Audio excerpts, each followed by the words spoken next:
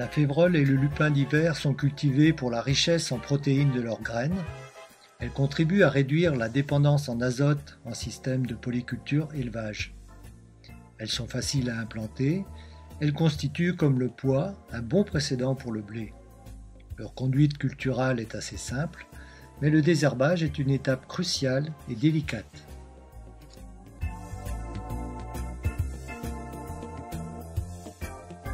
On a passé d'un semis classique sur le lupin à un semis comme sur la parcelle là, en 75, afin de compléter le désherbage chimique par un outil mécanique qui est du binage. Le problème de la févrole, c'est que c'est pas toujours facile à désherber, donc on a des produits de désherbage en prélevé en fait, mais après en post-levé ça devient plus difficile.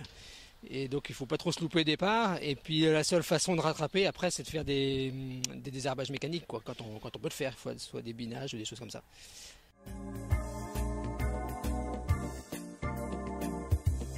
La culture de la févrole sont après la récolte de tournesol ou de mélange, on pratique un déchômage directement derrière la récolte.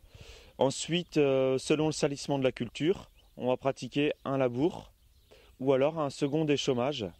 Dans l'objectif de réaliser un binage, les écartements de semis et le nombre de rangs devront être compatibles avec la bineuse.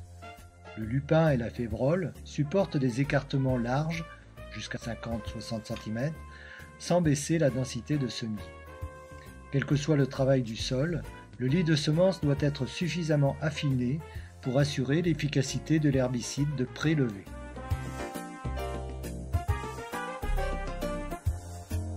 Passage de RC tri au stade de 3-4 feuilles, quoi. Et puis après, si on peut, tous les 8-10 jours, quoi, jusqu'à un petit peu avant la floraison, quoi. Voilà. Donc ça, c'est à peu près l'itinéraire. Oui.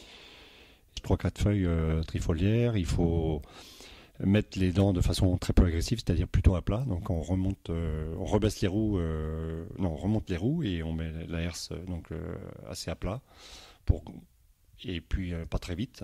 Donc 2, 3, 3,5 maxi.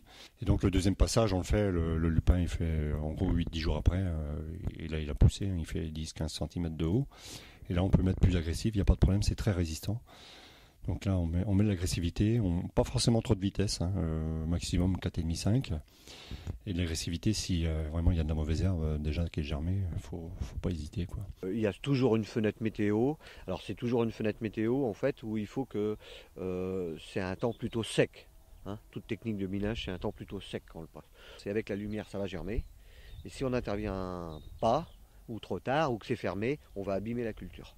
Et puis après, on bine dès que possible au mois de février, première quinzaine de février, on va pratiquer un binage, donc tous les 30 cm. Dans la foulée, c'est-à-dire dans les 8 jours qui suivent, on va enchaîner si possible par un passage de RC tri. Là, le rassemblement des deux méthodes permet un meilleur résultat sur le désherbage.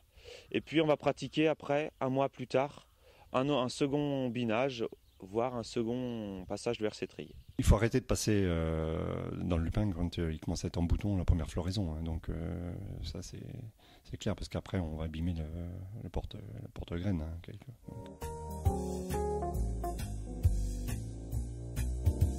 Dans notre rotation, on a quand même une lutte anti-graminées, parce qu'on fait un anti-graminé assez régulièrement en début de printemps. Et c'est pareil, cet anti-graminé, on pourrait l'imaginer le faire avec une désherbineuse sans problème.